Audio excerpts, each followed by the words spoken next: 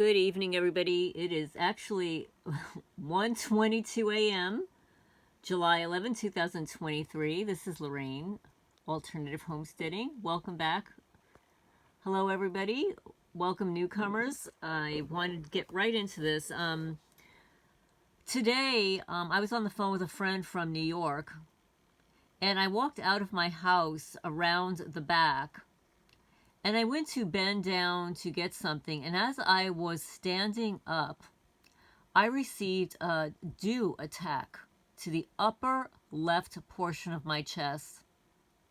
It was an assault on me, and it was as if somebody had struck me with, I can't even describe it. I mean, you all know what I'm talking about. But this is for documentation purposes. It was just before 4 p.m. Earlier today, there were radio frequencies, RF, to the metal roof of the nonprofit building. It was fairly incessant for a while.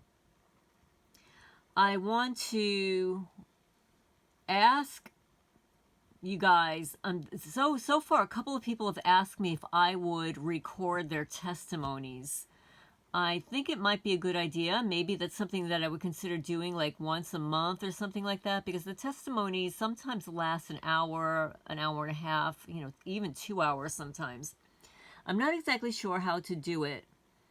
If I do it via the chat portion, if there is some other method on YouTube that I'm not aware of where, we share screens or something like that.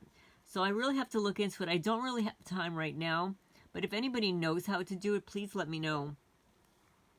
Also, I want to let you know that this gentleman here, Ryan Mitchell, I'm going to play it for you in a minute, has a website, and on his website, they're collecting names for a class action lawsuit against the FBI for targeting people, for placing them on the terrorist watch list as non-investigative subjects to be harassed and tormented, asset stripped. I also want to say and I'll play it for you so that you can participate. You can go to his website, sign up, and whatever you'd like to do there. But I'd also like to document, and I've probably said it before on a couple of my other videos, but I'm just going to say for the record, when I moved to Kentucky in July of 2019, the first time I went into town and returned, my checkbooks were stolen from my house, as well as a raincoat, a brand new raincoat. My handbag was destroyed, and another jacket was stolen from my house. I had reported it to Sheriff Paul Hayes at the time. He never documented it because when I FOIA requested it, he never wrote the incident report. Okay, I just want to mention that. So that's the first thing. As soon as I moved here, literally, I moved here in May. They stole 4 of my cats, and then in July of 2019, which is the first time, or I should say the second or third time, I saw the female stalker, who's probably a Fusion Center operative or an FBI agent or whatever, pass me on the street in town. The black hair with a little bounce in her step and a little narcissist grin, smile, smirk. But since I have moved here, in 4 years, my New Jersey license plates were stolen from inside of my house. I was saving them. And of course, I was supposed to turn them into New Jersey, but they were stolen. So we're talking about identity theft here. And possibly some other kind of sinister activities behind the scenes. When my mother died, they stole her driver's license. Yep, they stole her driver's license from her wallet. So they stole my mother's driver's license after she died. They stole my driver's license in June of this year with my registration, my credit cards, some membership cards and stuff like that. Of course, the sheriff's department has never found it. None of their piece of crap's informants. They have performed no investigation whatsoever. And then I was paying my land surveyor. I stuck a check in an envelope. Somebody opened the envelope, stole the check, right? They stole the check. I guess they wanted to see what the amount was for, whatever. This is so sinister, right? And mailed the empty envelope to the land surveyor. So this is just for documentation purposes. There's a lot of identity theft here between checks, personal checks, stolen New Jersey license plates, my driver's license here in June. And this is all, somebody sent me a video. And let's see, it's called Pacific Heights, where a young couple purchases a gorgeous Victorian home and start to renovate it. They want to rent it. And this swindler comes in, and I call them real estate mobbers. They're con artists. They're swindlers. And they go in, throw bugs in their house, harassing their cat, never pay rent. They're squatters. They're drilling holes in things. And performed huge identity theft, stealing deeds and stuff. I mean, I've heard this goes on around here at the local county lawyer's office, where they like to steal people's property. I heard a story here where a local person's relative passed away and the house was supposed to go to him. They intentionally arrested him for not paying his child support. And while he was arrested, they combed her house, stole her will, stole the money in the house, and transferred the deed into their piece of crap's names, all the while he's arrested. So I'm just putting it out there that I'm aware of this. I'm aware of these tactics. Okay? So these are the things that have already been stolen from me. But anyway, so this is the story, Pacific Heights, if anybody's interested in seeing how they swindle people out of their property. So now I'm going to play this video. It's just, it's only a little over a minute.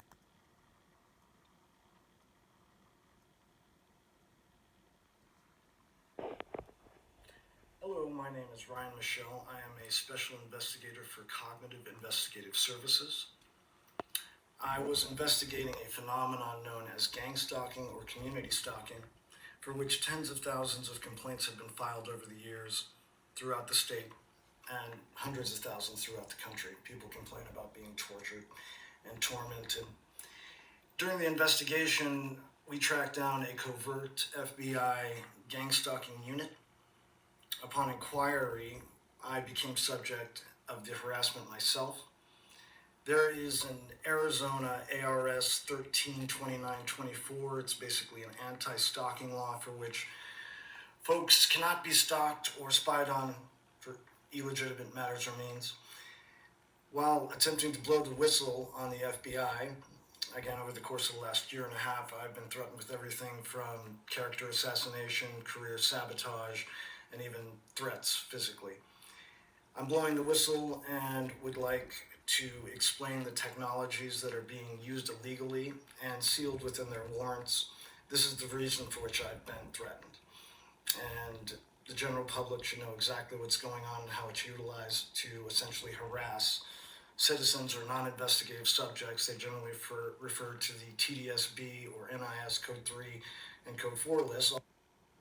So he says our civil rights are being impeded on a daily basis. This is not fiction and must come to the public's attention. Also known as the McCarthy's Blacklist. McCarthy's Blacklist. If you have any questions, please let me know. I would be happy to speak with anyone who's suffering from this phenomenon. He will speak with anyone. I haven't called him yet, but I did sign up for the class action lawsuit. And I did fill out some information on the website. And let me just show you. This is the name of his channel, Cognitive Investigative Services. And I'll read a little bit more here. He says, if you're being gang stalked, community stalked, or illegally surveilled by the FBI's Gangstalking Unit and Field, you've been added to the TDSB NIS Code 3 and 4 list, thus tortured and tormented by V2K, recurrent neural networks, remote neural monitoring, a brain-computer interface, human-machine interface, electromagnetic fields, ELF, extremely low frequency, MK Ultra mind control. Visit us at cistech.info for information and assistance. Directed energy weapons, psychological warfare in any fashion is currently afflicted U.S. citizens and many more around the world is a war crime. It is a weapon of mass destruction, violating every moral, conscionable, and civil right we have.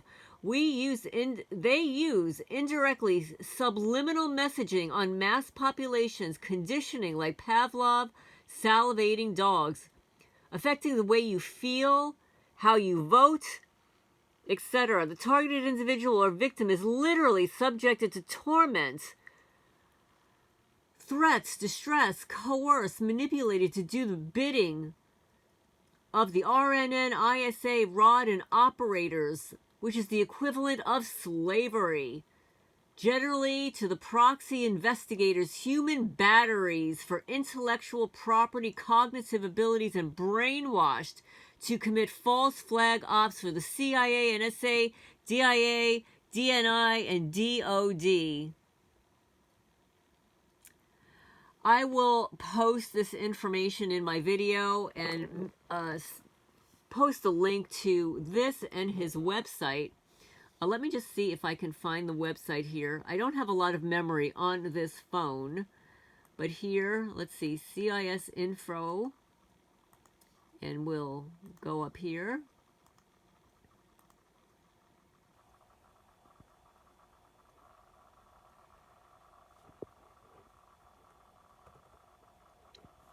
I'm sorry, folks, for the delay. I have a very slow computer, very slow laptop.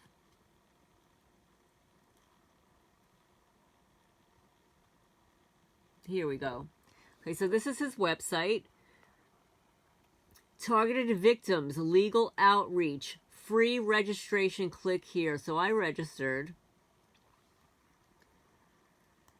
We'll find what they don't want you to see. He's also, they do detective work too. Pre and post cognitive investigative services, which is memory searches, remote viewing services, unbiased assessments of surveillance over torment, human trafficking, espionage, civil rights infringement services, and electronic and microwave surveillance detection, sweeping, and isolation. So let's see what we've got here.